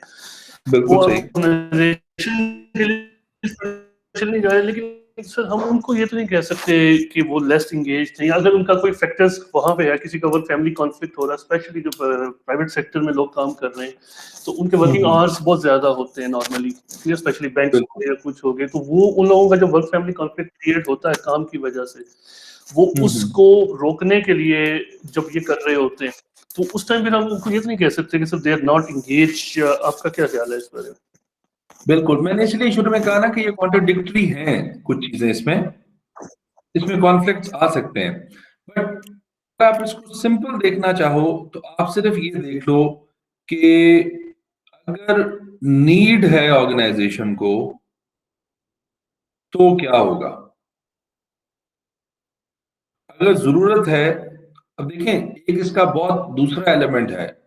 फॉर एग्जाम्पल, अगर मैंने अपने साथ ये किया हुआ है, प्रॉमिस किया हुआ है कि मैं कोई भी काम, कोविड की वजह से सारा वो डिस्टॉर्ट हो गया, मैंने सोचा मैं कोई ऑफिस का काम घर नहीं लेके जाऊंगा। That is a simple rule, कोई ऐसा मसला नहीं है, वर्क फैमिली कॉन्फ्लिक्ट और वो सारे मसाइल आ जाते हैं। बट अगर मेरी ऑर्गेनाइजेशन को मेरी जरूरत पड़ती है तो क्या मैं रेडी हूं एक्स्ट्रा एफर्ट पुट इन करने के लिए या नहीं? That is not every day, that might be maybe once a month. आपका दूसरा एम्प्लॉय नहीं आया, फॉर एग्जांपल आप हैं या मैं हूं या आप एकेडमिया में, इसलिए पूछ रहा हूं कि आप किसी दिन अगर यूनिवर्सिटी नहीं जाते तो क्या जितने भी टीचर्स हैं वहां सबको ही पूछा जाए कि क्या आप अली की क्लास ले लेंगे, तो सारे एक ही जील से, एक ही पैशन से कहेंगे कि हाँ जी कोई मसला नहीं, हम क्लास पढ़ा देंगे? No sir, never. सही है। Even if you are unknown to them, maybe a few people will say कि कोई बात नहीं हम पढ़ा देते हैं, बट मेनी अदर्स से कि हम नहीं पढ़ाएंगे। सो उस बेस पे इसको ज्यादा एक्चुअली देखा है कि ऑर्गेनाइजेशन को जब उनकी जरूरत पड़ती है तो are they willing to do something, do they have the organisational citizenship behaviour? Because ये सारी चीजें एंगेजमेंट और मोटिवेशन से भी थोड़ी सी ऊपर है, they require more than motivation. अगर ये है तो दैट मीन्स मोटिवेशन होगी, बट इसका ये बिल्कुल मतलब नहीं है कि एक बंदा जो है वो दिन रात तंग हो रहा है किसी भी वजह से और उसको समझा जाए कि वो अच्छा परफॉर्मर है। एंड दूसरा एंगल ये है कि कई दफा हम अपना काम करते नहीं सारा दिन, तो फिर हमें फाइल उठा के घर ले जानी पड़ती है, वो भी बात ठीक नहीं है। एंड बहुत सारे लोग look busy do nothing attitude रखते हैं, वो भी ठीक नहीं है। But the idea is if the organization needs them, are they happily and willingly ready to put an effort? उस एंगल से इसको देख लें। जो आप बात कर रहे हैं वो बिल्कुल सही है कि इस तरह नहीं है, बहुत सारे लोगों ने अपना रूल रखा होता है। तो ये हो सकता है कि these questions may give us some actual assessment of the engagement. Then कुछ और जो मेट्रिसेस हैं जो हमें हेल्प करेंगे कि किस तरीके से मोटिवेशन लोगों की बूस्ट होती है या एंगेजमेंट को कौन सी चीजें खराब या ठीक करती हैं, उस एंगल से हमें ऑर्गेनाइजेशन को पहले देखना है, ऑर्गेनाइजेशन में ये चीजें कैसे हो रही हैं। सो रिसर्च क्या कह रही है? Time spent with the boss increase engagement. थोड़ा बहुत टाइम उसके साथ जो आपका गुजरना है, ऑब्वियसली एक तो रीजन ये है कि आपको कोई ना कोई काम पकड़ाता रहेगा तो आप काम करते रहोगे तो एंगेजमेंट डेवलप होगी। लेकिन द आइडिया इज, जो अभी हम पहले बात कर रहे थे कि it is manager's responsibility to motivate the people. अगर वो बंदा मैनेजर से मिलता ही नहीं है तो एंगेजमेंट किधर से आएगी?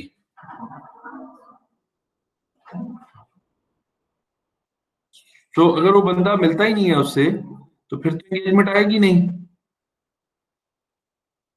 Time spent with senior colleagues might also lead to higher engagement. Time spent with team members will also lead to higher engagement, but इन तीनों चीजों के साथ ये बड़ा इंपॉर्टेंट है।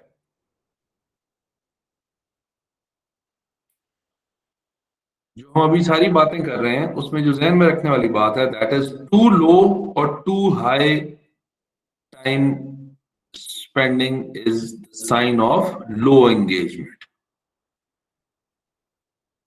मसलन टू लो, आप मिलते ही आपकी रूटीन ऐसी बनी हुई है कि आप उससे 1 महीने बाद मिलते हो, वो भी जरूरत पड़े तो।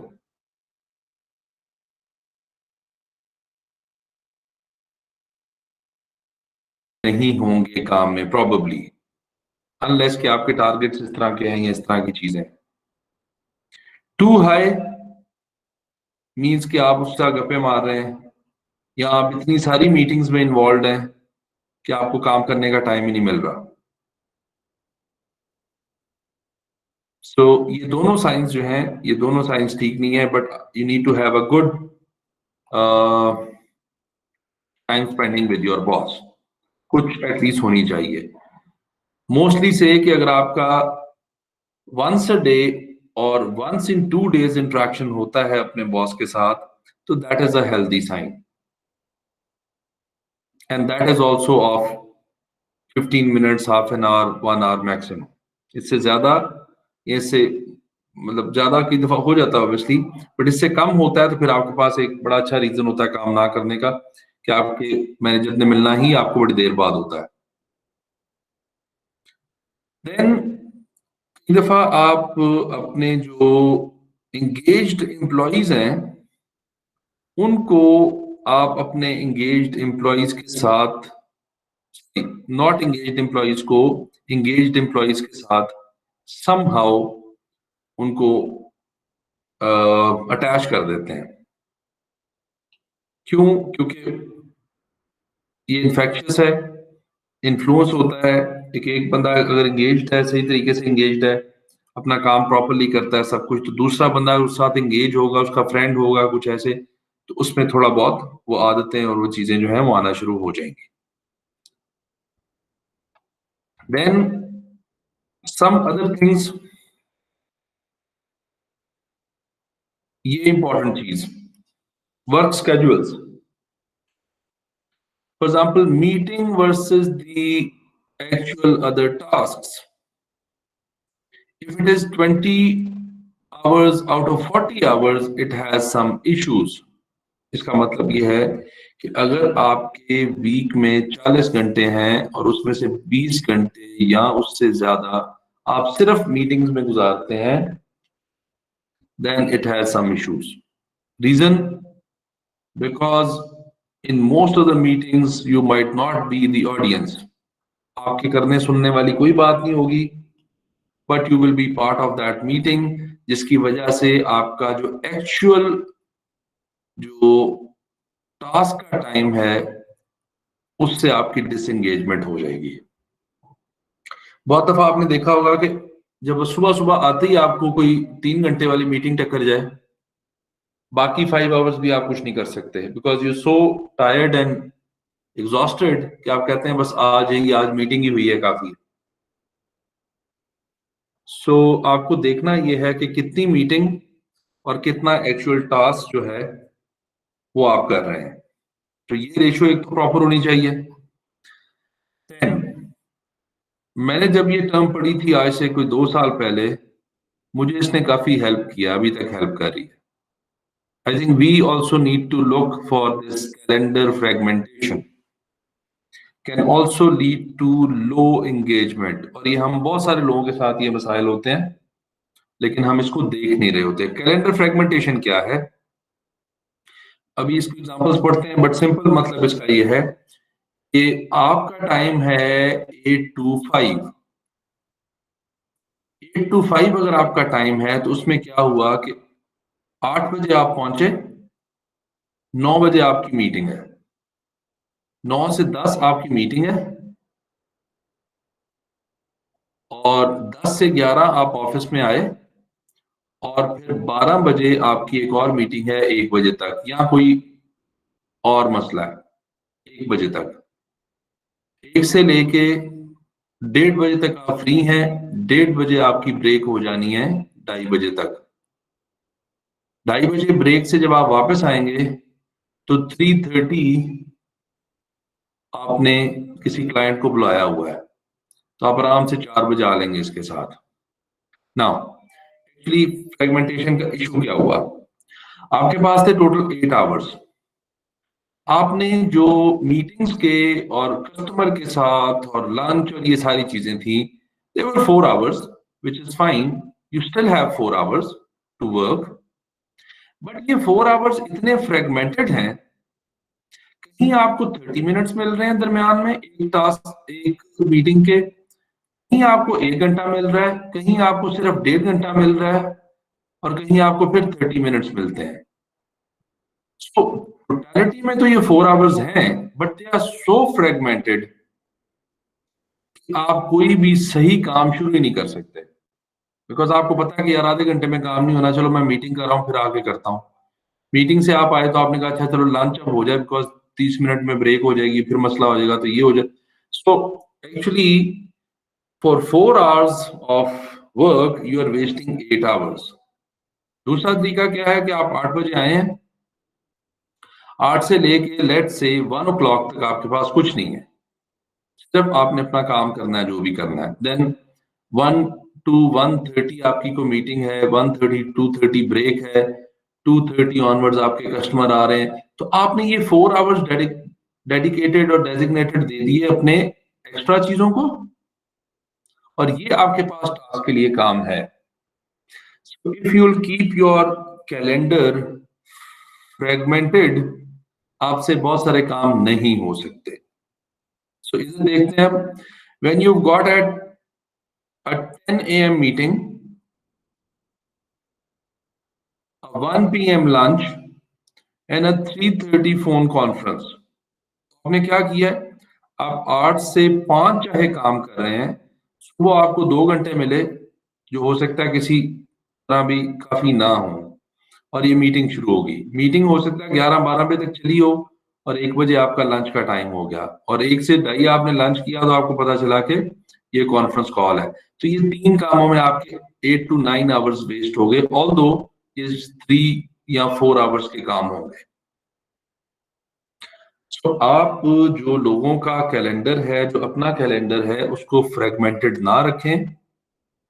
Schedule fragmented by appointments means that you won't start the big project just now because you've got meeting in 25 minutes. तो बहुत सारी ऑर्गेनाइजेशन के ये भी मसाइल हैं, they do not even think of these things. Even हम पर्सनली खुद नहीं सोचते, कभी अपना जो डे डिजाइन करते वक्त ये चीज नहीं सोच रहे होते कि किस टाइम पे क्या चीज करनी है, इन बिटवीन चीजें चल रही होती हैं, तो ये भी प्रॉब्लम हो सकती है। सर इसमें ये भी तो होता है सम टाइम कि it is not in our control, जो मीटिंग सेट होती हैं, स्केड्यूल्स होती हैं, it is being done by the other departments, तो वो आपको समहाउ ये स्केड्यूल मिल जाता है जिसमें आपके पास यही कैलेंडर फ्रेगमेंटेशन होती है कि बिल्कुल। फॉर एग्जांपल जहाँ पे आपके डिसेंट्रलाइज्ड सिस्टम्स होते हैं, वहां तो ये चीज ज्यादा होती है। आई मीन अगर आप किसी हेड ऑफिस पोजीशन पे बैठे हैं और आपके कैंपसेस आर डिसेंट्रलाइज्ड, तो वो एक वक्त में मीटिंग रखी है, एक ने उसी के टाइम के बाद रख दी, तो वो समहाउ जो आपका अपना टाइम है ना, कि आप कहते हैं कि वो एक कंबाइन एक दफ्तर होना चाहिए ताकि आप उस पर कंसंट्रेट कर सके, वो समहाउ हो नहीं पाता। बिल्कुल नहीं हो पाता, लेकिन अगेन हम यही बात कर रहे हैं कि एज अ सबऑर्डिनेट जब आपको मिलता है तब तो मसला है, बट जो लोग सेट कर रहे हैं इसको, हाँ वो कर सकते हैं, they वो have कर authority, सकते हैं। वो कर और सकते उसमें हैं। भी अगर आप इंटीग्रेट कर दें ना चीजों को, मैं बताता हूँ, किसी भी काम करने का अगर कोई अच्छा सिस्टम डेवलप कर लिया जाए ना, तो बड़ा पे ऑफ करता है। फॉर एग्जाम्पल, आप अगर कोई मंडे टू फ्राइडे कोई एक दिन रख लें, या वीक में 2 टाइम ऐसे रख ले एक ऑर्गेनाइजेशन कि मीटिंग सारी इसी टाइम पे होनी है, तो आप जरा देखो कितना दिमाग क्लियर होता है, बजाय इसके कि आपको अनएक्सपेक्टेड है कि किस वक्त मीटिंग की कॉल आ जाए, किस वक्त ना आ जाए, क्या हो जाए, एंड आप उसी में सोचते रहते हो। बजाय इसके कि आप अगर फॉर एग्जांपल आप कहते हैं कि वेंसडे मॉर्निंग जो है ब्रेक तक सारी मीटिंग्स ही होंगी, सो आपके टोटल आवर्स जो उसमें मीटिंग्स में लगेंगे, they are going to be 4-5। लेकिन जब फ्रेगमेंटेड कैलेंडर्स होते हैं, मीटिंग्स फ्रेगमेंटेड होती हैं, तो सबसे बड़ा इशू ये होता है कि डेली आप आधे आधे घंटे की मीटिंग्स कर रहे होते हैं, and you are not focused. कई दफा आप नोट टेकिंग भी प्रॉपर नहीं कर रहे होते, आप कहते हैं चलो मीटिंग है, जाके बैठ के आ जाते हैं, तो मीटिंग्स का भी फायदा नहीं रहता, और बंदे का काम करने का भी उसको टाइम एज सच नहीं मिल रहा होता। हम खुद कई दफा अपॉइंटमेंट्स देते वक्त लोगों को इस चीज का ख्याल नहीं करते। फॉर एग्जाम्पल, एक चीज जहन में कर लें कि 8 से 11 तक मैंने किसी आउटसाइडर को अपॉइंटमेंट नहीं देनी, 8 से 11 is going to be my time, उसमें मैंने काम करना है। 11 से 2 मैंने सारे आउटसाइडर्स की अपॉइंटमेंट्स खत्म करनी है, इसी टाइम पे होंगी या इस दिन पे होंगी, तो उस पर बड़ा फायदा हो जाता है। सो हमें पर्सनली भी करना चाहिए, लेकिन ऑर्गेनाइजेशन को भी ये चीज थोड़ी सी सोचनी चाहिए, जो कि नहीं सोचते। लोगों के क्या हालात होंगे, किसी टाइम भी, किसी को भी, किसी वक्त भी, कितनी दफा भी बुला लेना does not make sense, because जो काम आप उसको दे रहे हो मीटिंग में, वो करने का भी तो टाइम दे ना। एंड मैनी टाइम आपको ये होता है कि आप इतनी मीटिंग्स अटेंड करते हो, किसी एक मीटिंग का काम ही नहीं कर सकते, उस दरमियान में आपको टाइम मिल नहीं रहा होता. So organization should also take care of this thing.